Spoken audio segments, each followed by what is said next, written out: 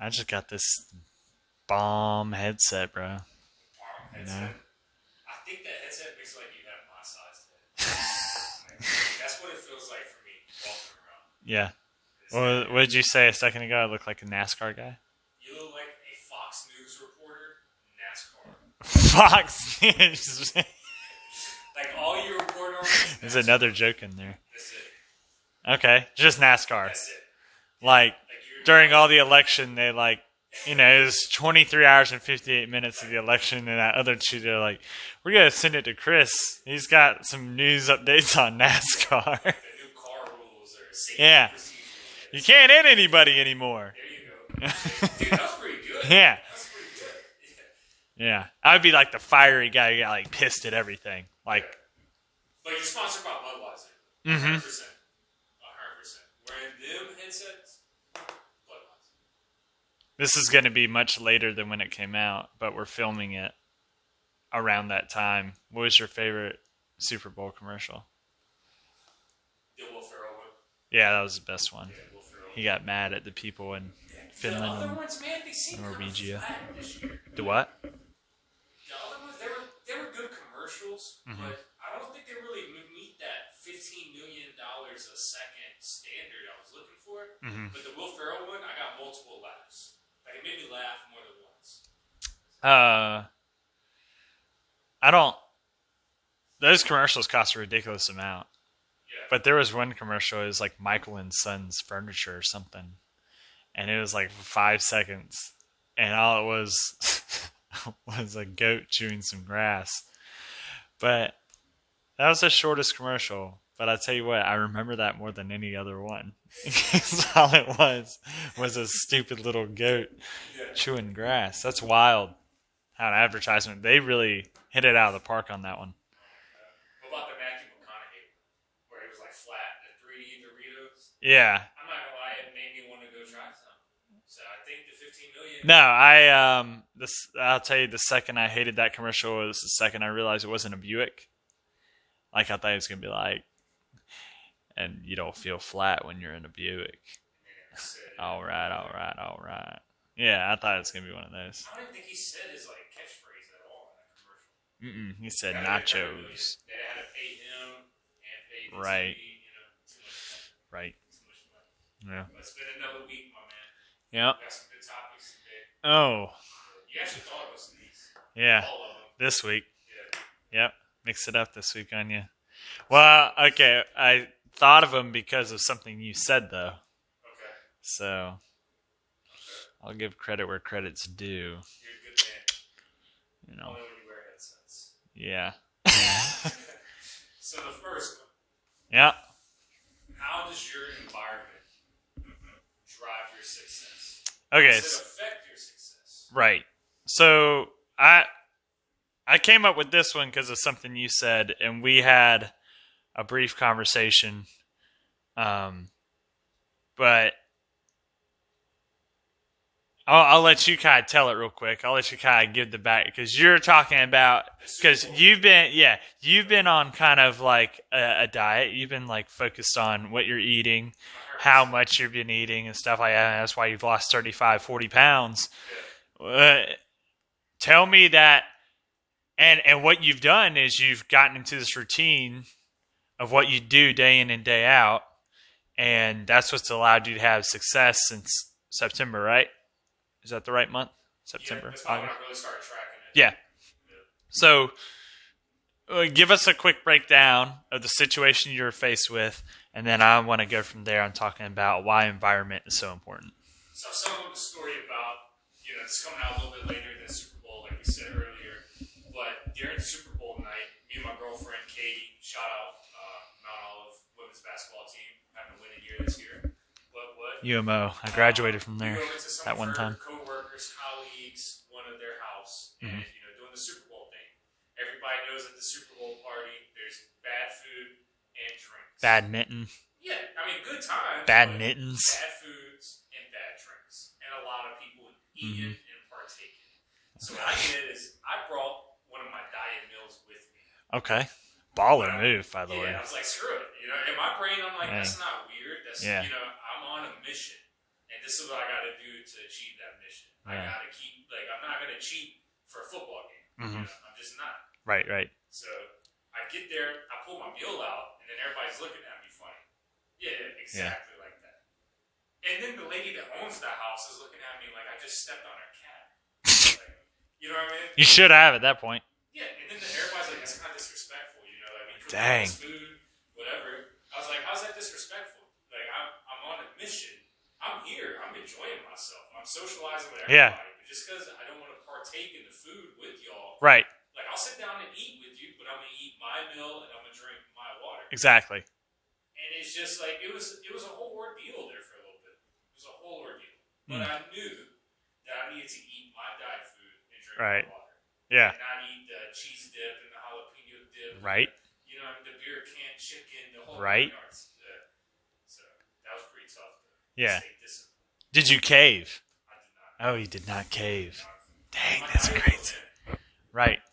You can't show up with a diet meal and then not eat it. You know what Well, I mean? yeah, because then you look like a punk ass. Yeah. Throwing it in the microwave and eating your food. Right. Now, had you thought about not taking it? Yes. Yeah, okay. Yes. What was going to be your plan if you didn't take it? I heard there was going to be chicken wings. Okay. So I had two. I had a plan A and a plan B. Okay. I heard there was going to be chicken wings. Right. If they were grilled, I was like, I can eat a chicken wing, 2 chicken wings, drink a bunch of water. It'll hold me over until I get home. If I'm still hungry when I get home, I'll eat a diet. Okay, nice. Plan 2 was I'm just going to fast. Okay, not eat anything.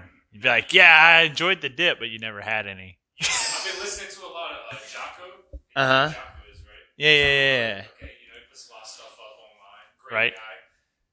He had a quote. He was like, it's actually better for you to not eat than eat some BS. Yeah. Like, it's okay for your body to fast. And I thought about that in that moment of time. So I was like, screw it. If I get there and it's all fried chicken wings and burgers and hot dogs, I just won't eat. I'll fast. Yeah, you'll be all right. You'll still be alive the next day. Get home, maybe drink a protein shake and go to sleep. Yeah. You know, kind of take that craving off.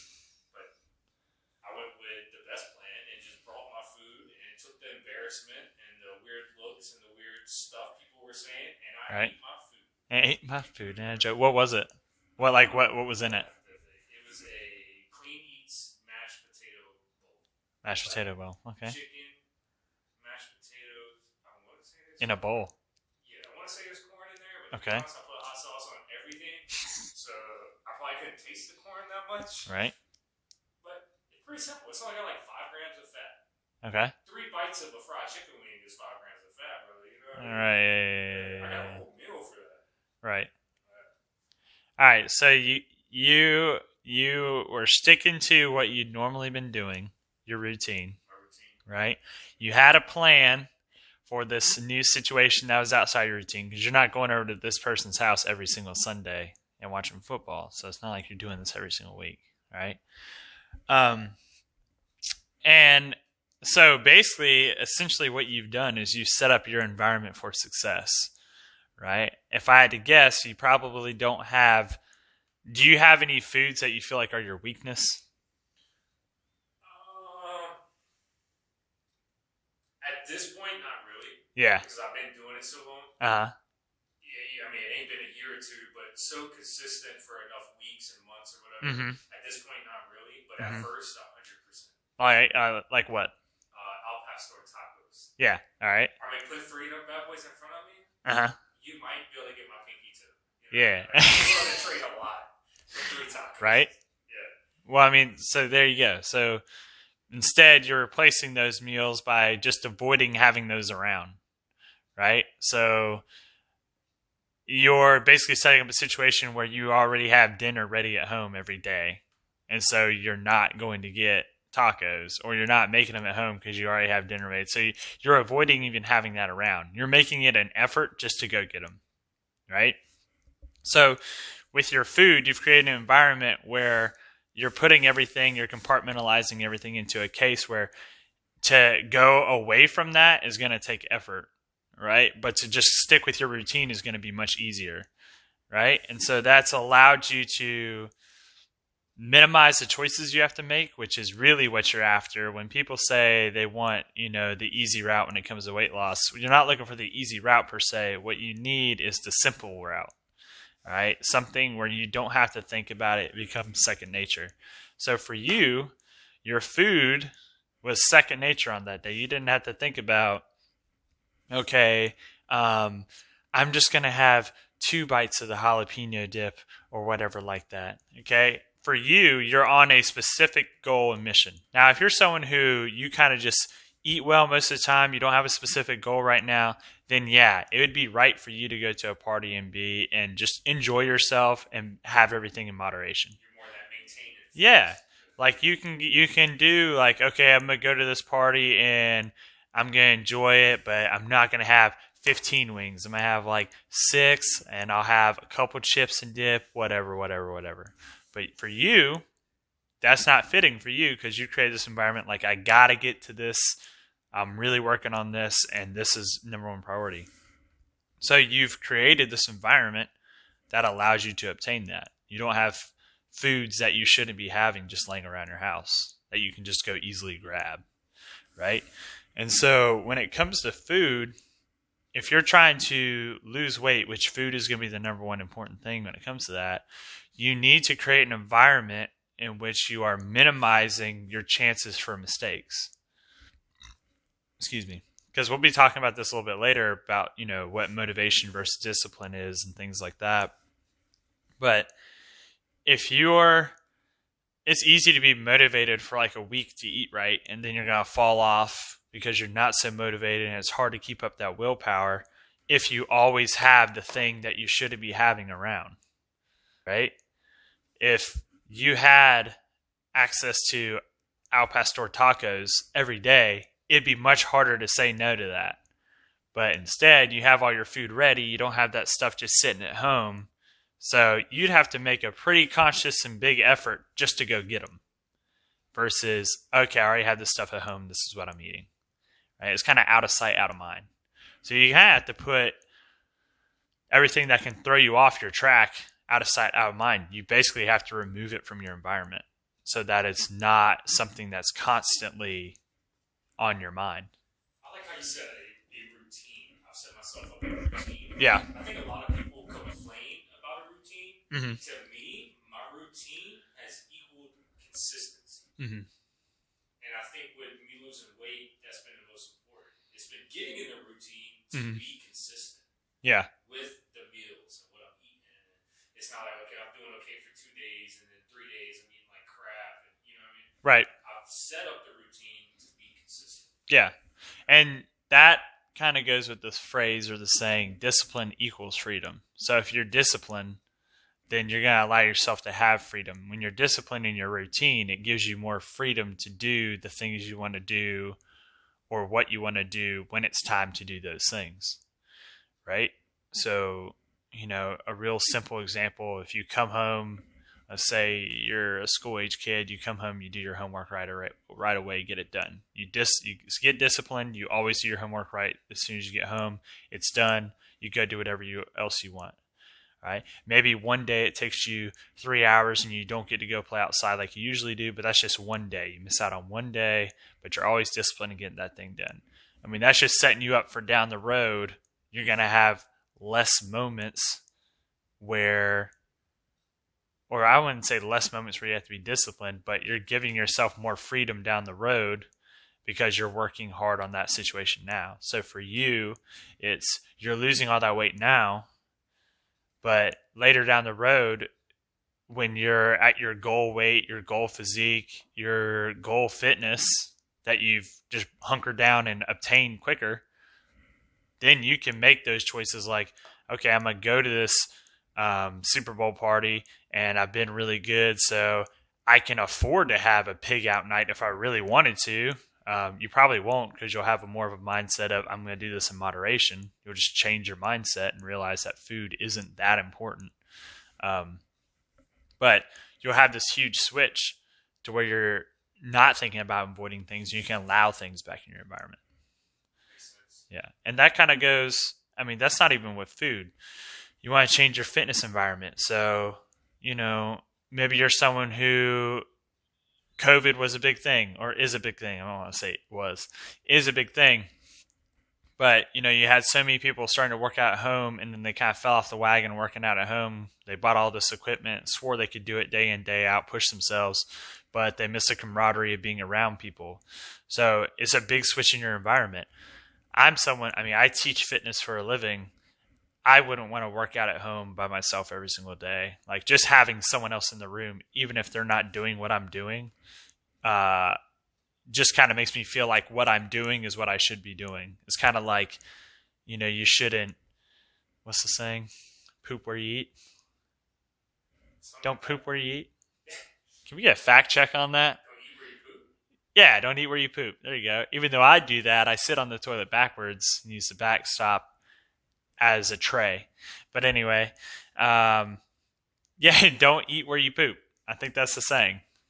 All right, so you're not supposed to do everything in one spot, right? Stop watching TV in bed. That's not what bed's for. Bed's for sleep and sex, all right? Those are your two things, all right? Stop, getting up during the day and eating in bed and watching TV in bed. Try not to have a TV in your bedroom, because you get rid of that kind of stuff. Then your body, when you lay down to go to sleep, your body's like, oh, it's bedtime. Right? Not, oh, it's 3 hours of Netflix and it's already 11 o'clock time. And I'm always mad because I don't get sleep. That's an example of changing your environment, right? Making it easier for you to go by and do what you're supposed to do, instead of always trying to wing it and hope that you're going to figure it out, because you're not. You're always going to fall into an easier path routine, right? Where you watch Netflix when you're not supposed to. If you always have snacks around that you shouldn't have around, you're always going to go back to those snacks, because it's quicker to eat that than to make the food you have in the fridge. With fitness, you can always just tell yourself you're going to work out at home, but maybe you're not. So, you need to go to wherever allows you to kind of interact with other people and work out, yada, yada, yada. Okay. So that's why environment is key. And you can even take it to friends and family, right? I think that's a huge one that people face but don't think about, or they're not willing to have tough, honest conversations with their family members. So I get this a lot with spouses trying to make a huge diet change, but the other spouse isn't really with it. And so you get conflicting things like, oh, what are we having for dinner? Well, the spouse who always wants to have the crap food always wins, all right? Because it's just the easier thing to do, and it avoids the argument, whatever. Whereas instead, you need to have a sit-down 2-hour conversation about why you feel the way that you do and why this needs to change, because it's only going to make your marriage or your family life better. You need to have those open, honest conversations, because otherwise, you're just going to get years down the road, and every time you go to sleep at night, you're going to regret not having that conversation. You're going to be upset with yourself, and you're going to resent your spouse. Not to give you a whole marriage counseling breakdown, all right? I'm just a humble guy who's been married for 6 years, and I'm still not even 30 yet. But me and my wife had those conversations, okay, we need to have this around. We don't need to be getting this at the house. We don't need to, we'll have these small conversations now and then where it's pretty much normal for us to have those kind of what for some couples might be a difficult conversation, or to your parents if you still live at home, or yada, whatever it is. You have to fit your environment, and you can't expect to make changes if your environment stays exactly the same as it's going right now. So you're going to have to change something and flip something around, all right? Whether that's a conversation, whether that's limiting or getting rid of things that are distractions. But something has to change in your daily lifestyle for you to make a change going forward. That actually makes me think about something. You might laugh at me on that. It ain't no secret Josh had fun growing up. You know what I mean? But yeah, I've heard that about you. Yeah, definitely had fun. What's the funnest thing you ever did? Snowboard off a garbage truck? Growing up, in general. Oh, okay. Don't regret it at all. But made a lot of dumb decisions. Oh, yeah. But what you're saying, you got to change some stuff. Right, yeah. People that aren't sober, that want to get sober, right? If you go to AA, the first thing they teach you is you have to change people, places, and things. Yeah, exactly. I mean, you have to. Because if you change one of them, if you change the people, but you're going to the same places and you're doing the same things, you're going to find new people that are doing the same thing that you're not supposed to be doing. You have to change all of them. Yeah. So, I mean, I think that's a good way to look at exactly what you were just saying. You know, if you want to get consistent and lose the weight and eat better, whatever your goals may be, maybe it's to eat more. You got to change the places, the people, and the things. Yeah. Yeah. And it's like when it comes to just kind of people you're around on a daily basis who you call friends, but you're not really friends. It's just the people you're around. Change that if it's holding you back. All right. Spouse, that's a different thing. All right. That's when you got to have a conversation to hope that they work with you towards that, which is what any, good couple should do. Or you're really close friends that like you have a long history with. Well, hopefully they're willing to help you through that as well. Or hopefully they recognize maybe they need to make a change too, and they're willing to go with you on that journey. But all of that starts with the conversation, right? To where you're going to need to kind of inch towards that new environment, and they need to kind of pull with you and not drag you back. Yeah. Now, you said something good earlier. You said discipline equals freedom. What would you say the difference between discipline and motivation is? So, from a scientific standpoint, if you look at motivation's a great short-term start to any major decision or any major change, right? Motivation, on average, from a scientific standpoint, will last you a week or two. So, let's say you're really motivated to lose weight, okay? You might pick a diet, any diet, doesn't matter. It's all diets just lead to the same base result that you're looking for. But you pick a diet, you might do pretty well with that for a week. You might even last it out to 2 weeks. But eventually that motivation is going to stop working. Okay? And if you don't have, one, your environment set up, or two, that new,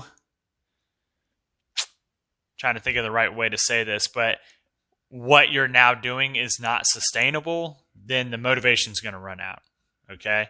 And that kind of feeds into, okay, motivation increases your willpower temporarily.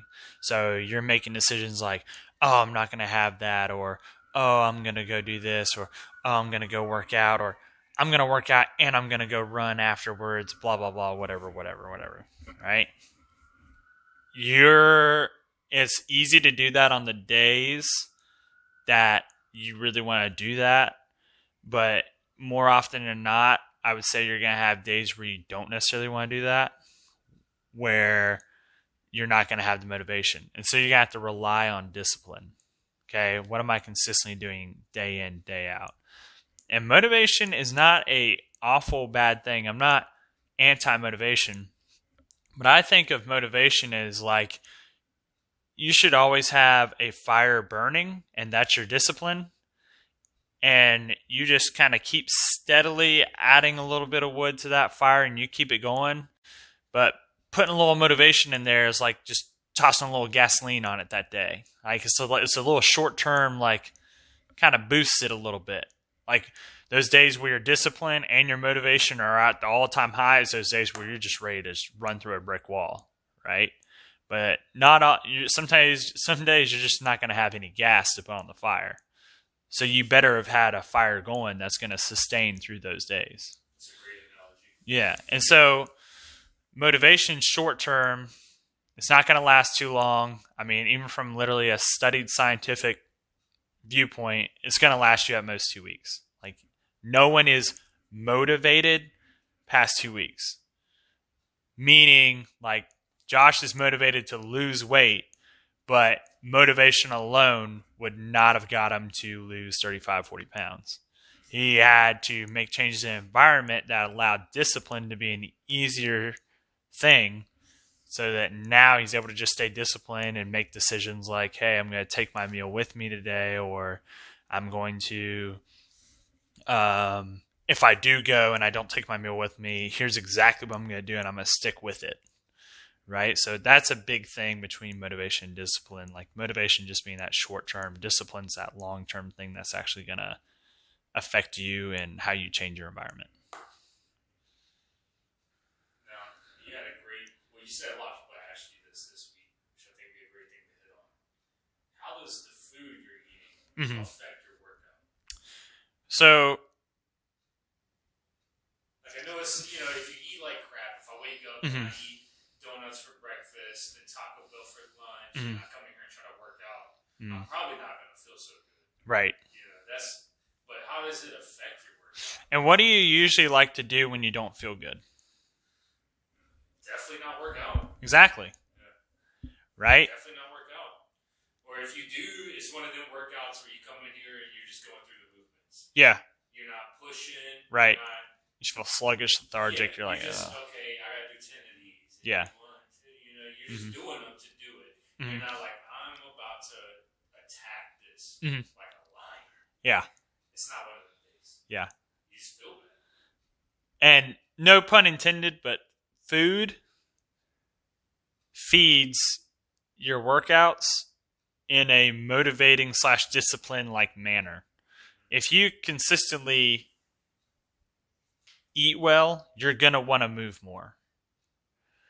So like there's not many people that you'll meet who you would say they have in a solid, good, healthy diet and they don't do at least something physical.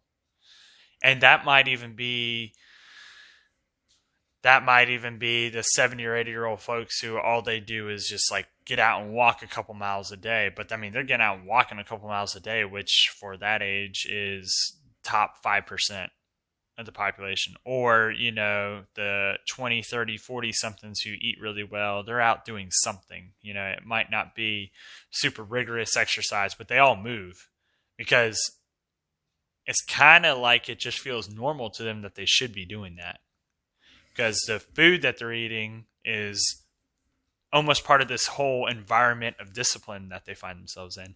And eating well can motivate you to work out.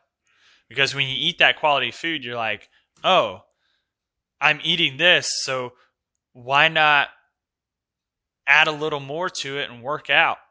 And like combine those two things together. I can feel even better, right? But when you're eating like crap all the time, fried foods, lots of sugar, processed stuff, then it's less motivating to go work out because you don't really want to go. You feel like you're sluggish, you don't have any energy, you're not ready to get up and go. You're going to feel worse in the workout because that food is just going to it's not going to get any better in the middle of the workout. You're not just going to eat all that food and then that pizza just suddenly turns into this burst of energy that makes you crush the workout, right? So the quality can be motivating in itself. How food also can affect your workout is, what are your quantities looking like? How much food are you eating? If you're chronically overfeeding on bad foods, then you're going to constantly have that kind of, I just feel lethargic while trying to work out feeling. That being said, if you always feel like you don't have that extra punch, or when you're doing resistance train movements like slow lifts, I would call that pretty much anything with weights, anything like that. Or you can even kind of measure this when you're running or on a rower or bike. You feel like your power output isn't there. You might be chronically underfeeding, so you might be not eating enough. Or you start off really well and you feel like it only takes a couple of minutes for your workout to fall apart and you just feel like you're just drained of energy. That's a good sign that you're not quite eating enough, right? And so, how food affects your workout is it can be one of those things, and I think it's kind of overplayed a little bit what it does in terms of how it affects your workout. Especially if you're talking about it from a fitness and health standpoint. But basically, bad food is going to demotivate you and make you not feel like wanting to work out. And not eating enough, even if it's good or bad, is also kind of going to give you that I'm not very motivated, or I feel sluggish, or I'm not progressing on anything kind of feeling as well. So you got to find that balance of eating good quality food first, which is be the number one thing. Always do quality food, as much single ingredient food as you can. Like chicken is a single ingredient. Broccoli is a single ingredient. Any vegetable by itself is a single ingredient. You can put those together, but a lot of your food is composed of single ingredients. And then putting those kind of things together, that will positively affect your workout because you'll have the proper energy systems or the proper energy stores for those systems. And then making sure you're having enough, right, would be the second thing. Now you can start messing with, okay, like this feels good, but I want a little more oomph when I work out. Okay, so that might be changing your quantity up a little bit. So quality and quantity are the big two things that affect your workout. When you eat good, you feel good, and then you want to be better. So most likely you probably go work out. Yeah. And that's just a snowball effect. I mean, you do one good thing, you're probably going to do another good thing. You're probably going to do another good thing. You're going to be motivated. You're going to be motivated to do another good thing, right? It usually doesn't stop with one thing. It usually affects the rest of your life, right? So that's how food affects it. People, places, things, good quality food, and have discipline. And have discipline. Have that fire. Yeah. So we get to discipline, focusing on our environment. So work on your environment, change the environment of your food, change the environment of your fitness if you need to. Like if you feel like, putting yourself around people who are doing what you want to do, that's like a good topic for fitness. If you want to be healthy and get moving, you need to go around people who are getting fit and being healthy. Having honest conversations with friends and family, that's really the 4 F's right there. Food, fitness, friends, and family. Right? You got to have those things. Those things are a part of your daily environment. So you need to focus on those things and make sure your environment is fitting what you want to do. That's going to feed your discipline. And then kind of not on topic with those two as much, but a little snippet of how food affects your workout, what you need to be thinking about, focusing on. I think the next one we're going to really dive into nutrition. Yeah, that gave me a lot of questions, but I know we can talk about it. Yeah. I got a lot of good questions for next week. Oh, yeah. A lot of good ones. We might go 5 questions next week. How's the NASCAR race? Huh? It's good. They round turned 4 about 5 seconds ago, so they'll be back around anytime now. Only the road laps. Huh? That's the name of the podcast. What? That's the name of the podcast. Yeah, I can't hear anything with these. I didn't even hear your questions. These headphones are noise canceling. Yeah. Only doing Hey, comment if you hate the headphones and leave a horrible comment. Like if you love the headphones. I think if you're wearing the headphones, Yeah. you need to go get a fake mullet and like an American flag. I already have all that. Or like American flag glasses. And you need a different Okay. name. You can't be Chris. You gotta be like Rex. Scooter Steve. Scooter Steve. That's a horrible name. Oh, That's that's 2 kind of first the name of a names. mullet guy would wear. Huh? No, it's not. Yeah, it is. I mean, have you ever seen Cletus? Yeah. His name's not Cletus Steve. Scooter Steve. Signing out, Scooter.